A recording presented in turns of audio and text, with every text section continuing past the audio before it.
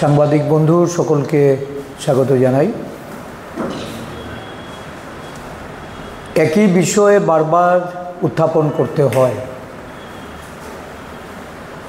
আগেও আমরা বলেছি যে এই রাজ্যে আইনের শাসন সম্পূর্ণরূপে ভেঙে পড়েছে।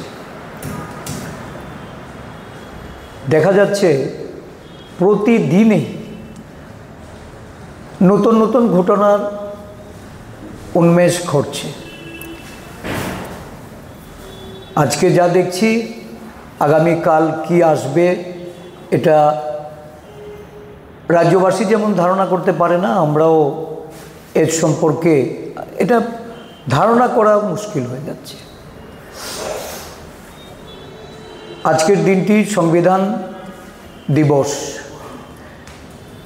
ভারতবর্ষের সরকার সারা দেশব্যাপী এই দিনটি পালনের উদ্দেশ্যে কর্মসূচি ঘোষণা করেছে।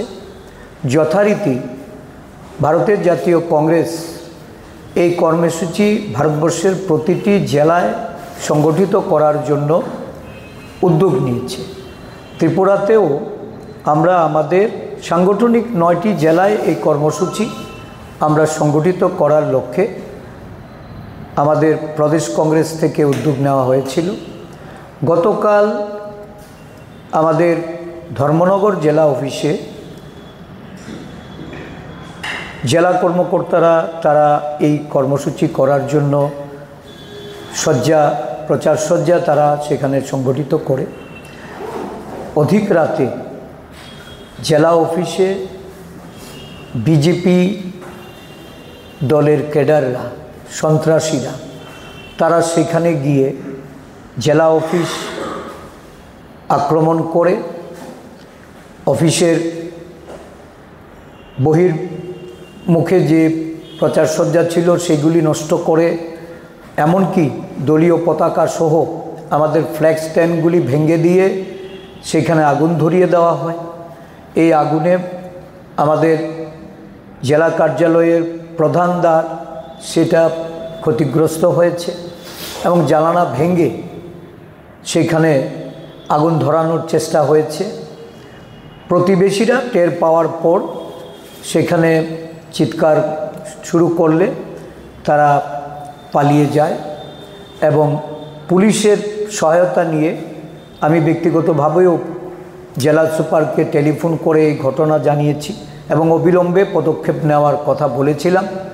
সেখানে পুলিশ যায় এবং আমাদের জেলা নেতৃবৃন্দ সহ অন্যান্য যারা সেখানকার প্রতিবেশী তারাও এসে এটা প্রতিহত করে আগুন নেভানো হয়। ফায়ার সার্ভিসের তারাও সেখানে যায়। সকলের সম্মিলিত প্রচেষ্টায় এই যে একটা অপচেষ্টা ষড়যন্ত্র হয়েছিল সেটাকে রোধ করা হয়। আজকে আমাদের দলীয় নেতৃত্বরা এই বিষয় নিয়ে তারা বিক্ষোভ মিছিল সংগঠিত করে পুলিশের নিকট এফআইআর দায়ের করে এবং সেখানে এই ঘটনার পরিপ্রেক্ষিতে একটা রাস্তা রুকো বা রাস্তা অবরোধের মতো একটা কর্মসূচি সংগঠিত করা হয়। উভয় ক্ষেত্রেই আমরা দেখি যেখানে সরকারও চাইছে সংবিধান দিবস পালন করে মানুষের সাংবিধানিক অধিকারকে সুনিশ্চিত করা। কংগ্রেস দল এটা বলা যায় যে জন্মলগ্ন থেকেই আমরা দেখছি এই সংবিধানের জন্মলগ্নে বিজেপি দলের যারা তৎকালীন সময়ে অভিভাবক ছিলেন, আরএসএস, তারা এই সংবিধানকে যেদিন প্রস্তাবনা গৃহীত হয় তার পরের দিনেই তারা সেটাকে আগুন দিয়ে পুড়িয়ে উল্লাস করে। এই সংবিধানের প্রতি অনাস্থা তাদের একদম এটা শুরু থেকে। আজকে যদিও তারা ক্ষমতাসীন হয়ে এই সংবিধানের দিবস পালনের কথা তারা ঘোষণা করছেন, কিন্তু বাস্তবে তারা এই সংবিধান মানেন না। এই সংবিধানকে তারা পাল্টাতে চান। এই সংবিধানের উপর বারংবার হস্তক্ষেপ হচ্ছে। সংবিধানের যে অধিকার, বিশেষ করে আদিবাসী, দলিত, সংখ্যালঘু, পশ্চাৎপদ, গরিব, কৃষক, শ্রমিক, তাদের যে অধিকার এই সংবিধানে, এই সাংবিধানিক অধিকার তারা কেড়ে নিতে চাইছে। সংবিধান পাল্টে সেখানে নূতনভাবে ওই মনুস্মৃতির যেটা উল্লেখ আছে সেই উল্লেখ তারা এই সংবিধানের মাধ্যমে বাস্তবায়িত করতে চাইছে।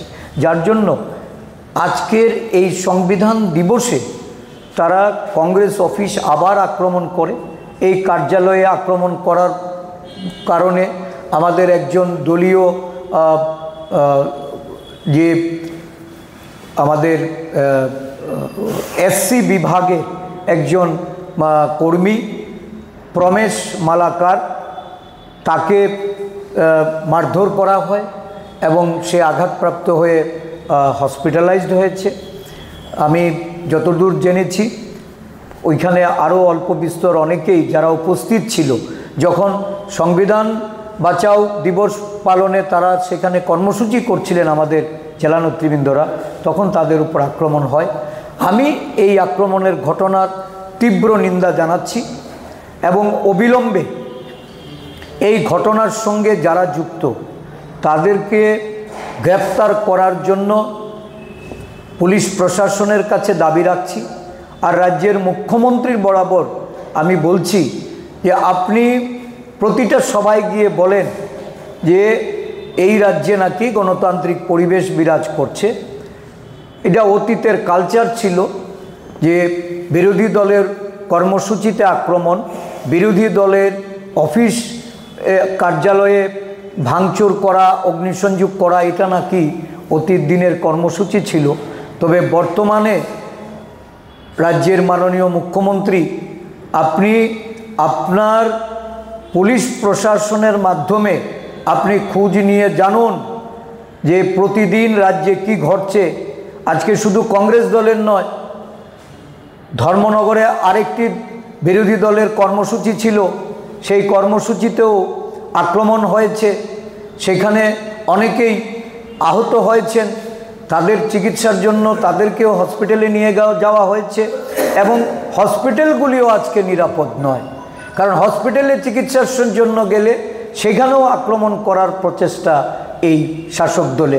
শাসক দল অনিয়ন্ত্রিত, রাজ্যের মুখ্যমন্ত্রীর কথা তারা মান্যতা দেন না এবং রাজ্যের মুখ্যমন্ত্রীকে আমি যতটা বুঝি তাদের দলে গোষ্ঠীদ্বন্দ্ব প্রকট হয়ে উঠেছে এবং গোষ্ঠীদ্বন্দ্বের কারণে আজকে আরক্ষা প্রশাসনে এত বড় অব্যবস্থা থাকলেও রাজ্যের মুখ্যমন্ত্রী সুশাসনের কথা বলে মানুষকে নানাভাবে বিভ্রান্ত করছেন। ওনার রাজত্বে আজকে কংগ্রেস দল তার রাজনৈতিক কর্মসূচি করতে পারেনি। ওনার আজকে সংবিধান বাঁচাও দিবস এটা পালন করার ক্ষেত্রে ওনার দলের সমাজবিরোধীরা গিয়ে যখন আক্রমণ করে আমাদের নেতা কর্মীরা ছত্রভঙ্গ হয়ে যায়। পরে এটাকে প্রতিহত করার জন্য তারা প্রতিরোধ গড়ে তুললে তখন আবার তারা পালিয়ে যায়। পুলিশ প্রশাসন সেখানে গিয়ে, যদিও পুলিশ প্রশাসনের কর্তা ব্যক্তিরা না থাকলেও যারা সেখানে দায়িত্বপ্রাপ্ত ছিলেন তাদের সম্মুখে এই ঘটনা সংঘটিত হয়েছে। এটা অত্যন্ত নিন্দনীয়। আমি বারংবার এই কথাগুলি বলে আমি মানে বুঝতে পারি না যে আসলে আদৌ তারা কি সংবিধানকে তারা মান্যতা দিবেন, কি সংবিধান